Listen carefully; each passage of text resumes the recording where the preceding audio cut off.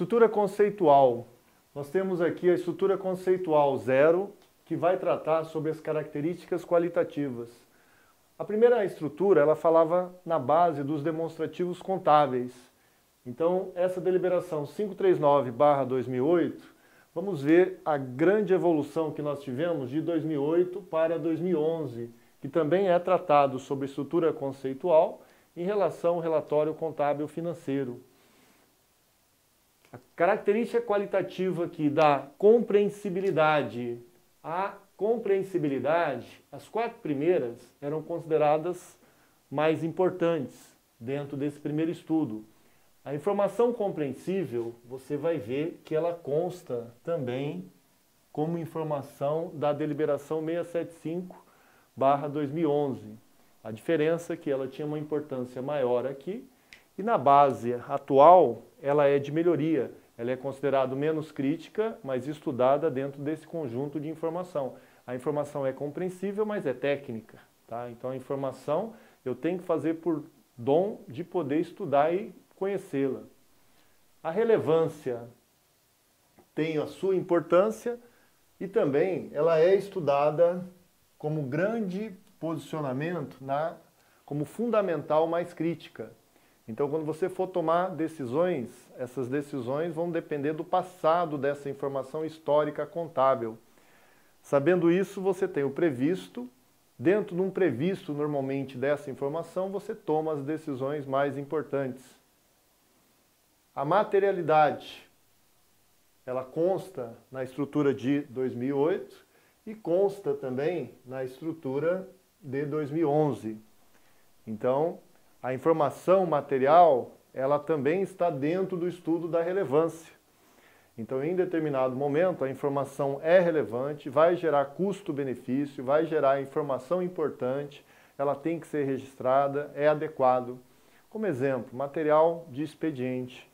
Existem empresas que não têm material de expediente como informação relevante, tendo em vista a materialidade de você reconhecer desde o início como despesa. É uma empresa que não compensa você manter papel, toner, num departamento de almoxarifado e depois esperar requisições de tempo em tempo. Já o termo confiabilidade. Vamos aqui, ó, informação é confiável.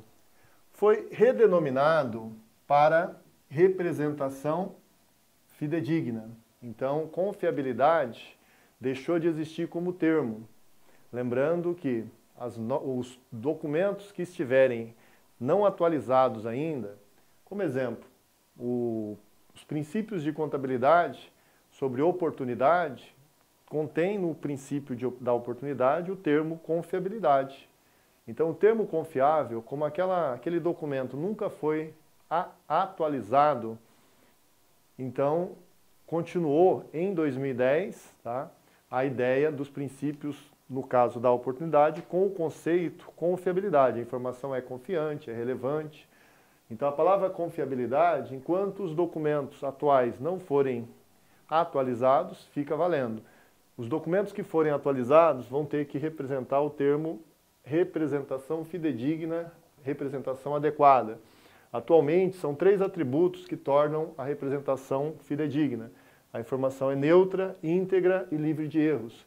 Lembrar que neutra, você lembra da pessoa. A pessoa não pode interferir na informação. Quando você tiver alguém interferindo, a informação deixou de ser neutra, deixou de ser fidedigna. Um gerente, ó, não está emitindo todas as notas, deixou de ser fidedigna a informação. Íntegra, a informação é completa. Quando que a informação é completa? Quando ela tem uma razoabilidade. Folha de pagamento, administrativamente eu posso fechar dia 20. Se você fecha a folha de pagamento dia 20, é adequado pela quantidade de funcionários, são 10.000 funcionários.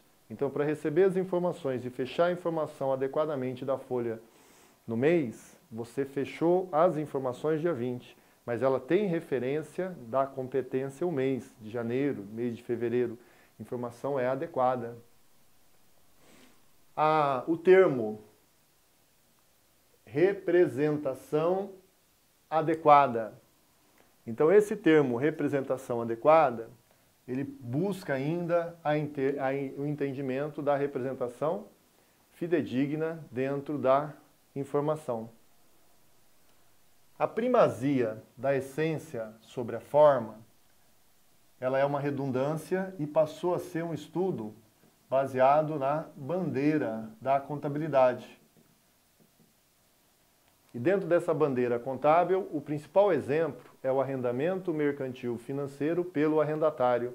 O arrendamento mercantil financeiro pelo arrendatário diz que, numa posição financeira, o arrendador tem um bem de venda e quando assina um contrato e entrega o imóvel, o veículo, as máquinas, o bem deixa de ser do arrendador contabilmente. Juridicamente ainda é. Mas para o arrendatário, por mais que ele só tenha o controle do imóvel, só assinou o contrato, mas está controlando o imóvel, isso basta para você contabilizar no ativo. Então temos que tomar bastante cuidado que o arrendamento mercantil financeiro pelo arrendatário me dá o principal exemplo da bandeira contábil. A contábil sempre se baseia numa condição de essência. O ativo é um recurso controlado pela entidade, tá? Derivada de eventos passados e requer benefícios econômicos futuros. Então você só tem que ter o controle, tomar cuidado que a contabilidade se baseia na essência. A posição jurídica não está adequado você se posicionar sempre. Então, lembrar sempre esse tema, arrendamento mercantil financeiro pelo arrendatário. De quem é o bem? Do arrendatário, no qual ele tem o bem e tem a dívida. Neutralidade. O termo neutralidade, ele passa a ser apenas um atributo da informação, contido dentro da representação fidedigna. Lembrando sempre da pessoa. A pessoa não pode interferir na informação. Qualquer pessoa que interfira interna ou externamente na informação, a informação deixou de ser fidedigna. O termo prudência, ele vai ser estudado atualmente não como característica, mas ele, se baseando na neutralidade, vai contra a neutralidade, porque ele só se baseia na seguinte posição, prudente. A informação do ativo é avaliada para menos para resultar no menor PL. Ou aumentar o passivo e diminuir PL, surgindo depreciações, amortizações, exaustão, perdas estimadas no ativo, provisões no passivo. Então, ele manda dizer nesse novo estudo que a neutralidade ela vai verificar se vai representar adequadamente o patrimônio. Então, dando exemplo, a depreciação, nós vamos ter que fazer uma depreciação da empresa sobre os bens da empresa. Então, vai ser bem subjetivo.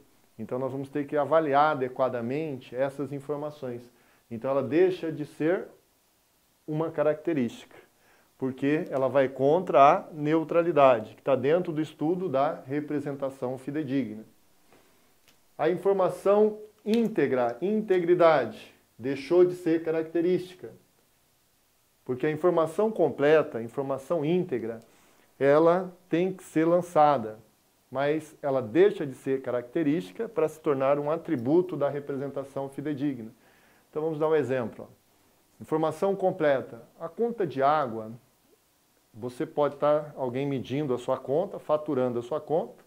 Vamos colocar, dia 2 de dezembro. Só que quando ele faturou dia 2 de dezembro a sua conta de água, você continuou consumindo. Então, a empresa de água, ela tem que fazer no final do ano uma informação adequada de quanto de água foi realmente o que entregue. Então, exemplo, de uns 100% só foi faturado 97%. Os outros 3%, para ser adequado e íntegro essa informação, ela vai ter que colocar um título a receber no ativo e vai ter como uma nota fiscal a faturar, tá? Uma nota fiscal a faturar no ativo, e vai colocar uma receita já entregue. Então esses 3%, a informação só passa a ser íntegra se ela for lançada.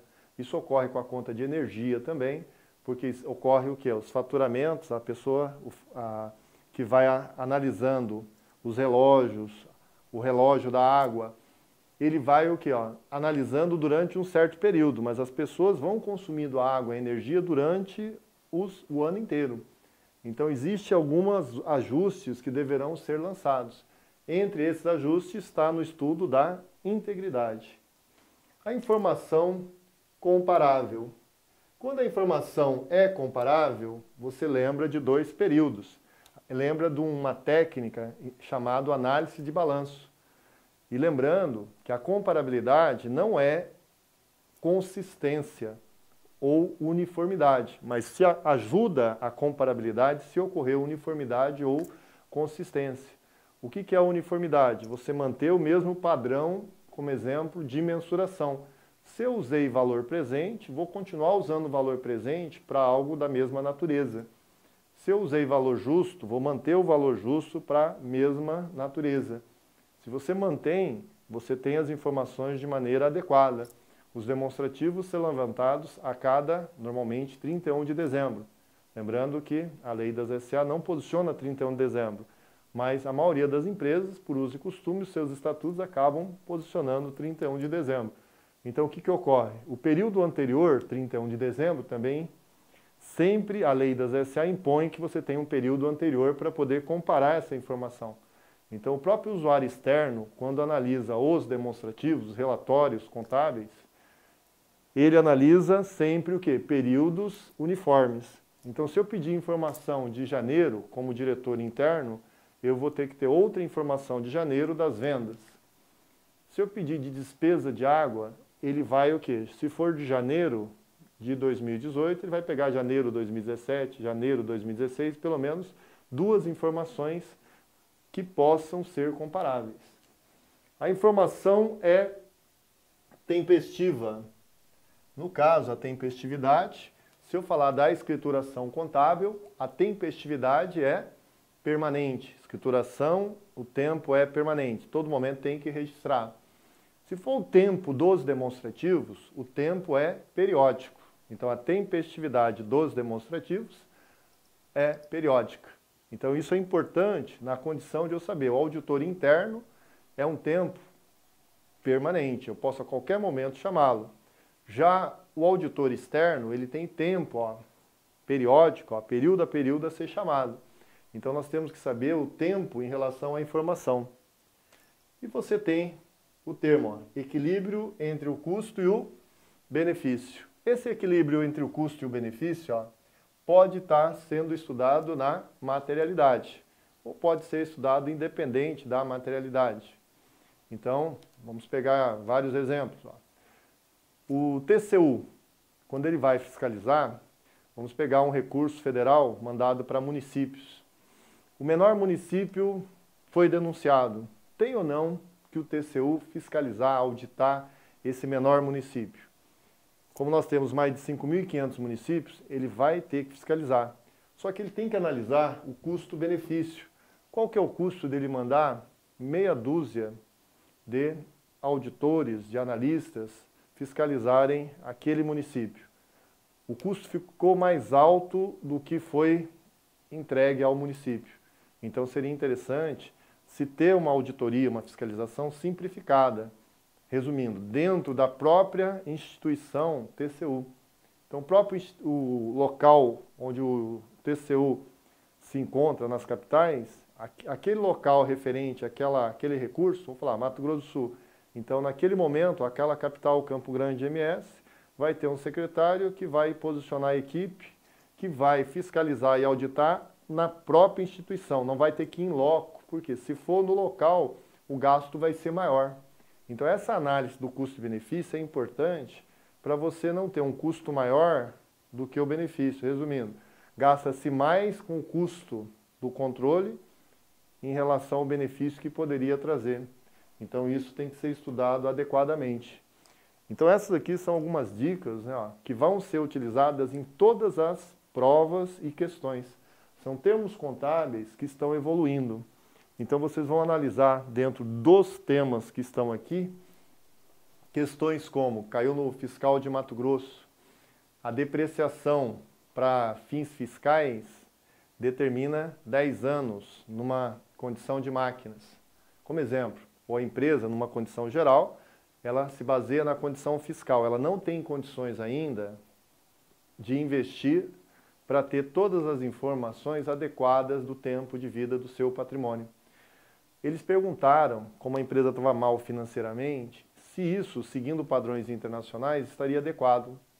Como a premissa aqui é a continuidade, ó, a premissa é a continuidade, sim, está correto. Porque nessa deliberação atual, a empresa tem que continuar existindo. Para a empresa continuar existindo, em determinado momento, por mais que a lei das SA, no artigo 177, determine que a escrituração contábil é principal e a escrituração fiscal é auxiliar, vão ter determinadas situações que eu vou ter que inverter esse posicionamento.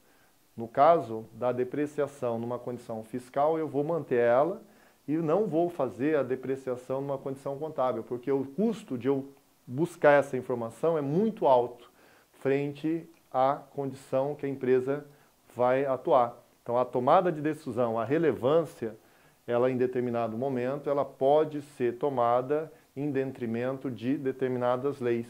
Por isso, tomar bastante cuidado ó, em relação ao que, ó, a lei das SA, as instruções da CVM, que vão explicar a lei, e vão existir as deliberações da CVM, que vão se posicionar pelo padrão internacional. E o padrão internacional hoje, ele precede a melhor informação. Então, quem souber o padrão internacional tem a melhor informação contábil. Abraço, Donei, ó, tudo de bom.